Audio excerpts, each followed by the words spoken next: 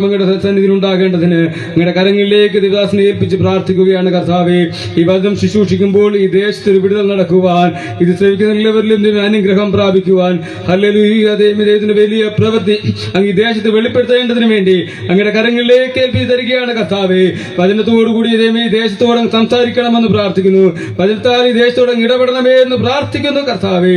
അങ്ങയുടെ കരങ്ങളിൽ മുറ്റമായി ഏൽപ്പിക്കുന്നു. എല്ലാവരും കൂടി അങ്ങയുടെ കരങ്ങളിലേക്ക് ഏൽപ്പിച്ച് തരുന്നു. ഒരിക്കൽ കൂടി വചനം ശുശ്രൂഷിക്കുന്ന ഞങ്ങളുടെ കരങ്ങളിലേക്ക് ഏൽപ്പിക്കുന്നു. അനുഗ്രഹിക്കണം, സഹായിക്കണം, ശക്തീകരിക്കണമെന്ന് പ്രാർത്ഥിക്കുന്നു.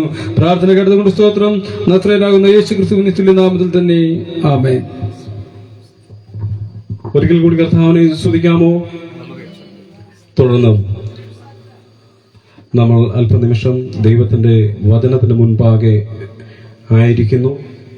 അതിനായി പ്രിയ കർത്തദാസൻ ഷിജു പാസ്റ്ററിനെ വേദിയിലേക്ക് ക്ഷണിക്കുകയാണ്. അതിനു മുൻപായി കർത്താവിനെ ദാസനെ കുറിച്ച് ഒന്ന് രണ്ട് വാക്കുകൾ ഞാൻ ദൈവസഭയിൽ പറയുവാൻ ആഗ്രഹിക്കുന്നു.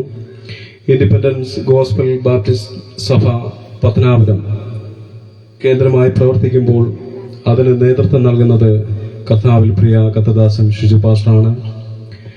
കഴിഞ്ഞ നാളുകളിലൊക്കെ അടിയങ്ങൾക്ക് ഒരുമിച്ച് കർത്താവിനെ ഉയർത്തുവാൻ, ഈ ദേശത്തിന്റെ പല ഭാഗങ്ങളിൽ കടന്നു വന്ന് കർത്താവിനെ മഹത്വപ്പെടുത്തുവാനും കർത്താവിന്റെ രക്ഷ ഈ ദേശത്തോട് വിളിച്ചറിയുവാനൊക്കെയും വിളിച്ചു പറയാൻ തക്കവണ്ണം ഞങ്ങളെ ദൈവം സഹായിച്ചുകൊണ്ടിരിക്കുന്നു.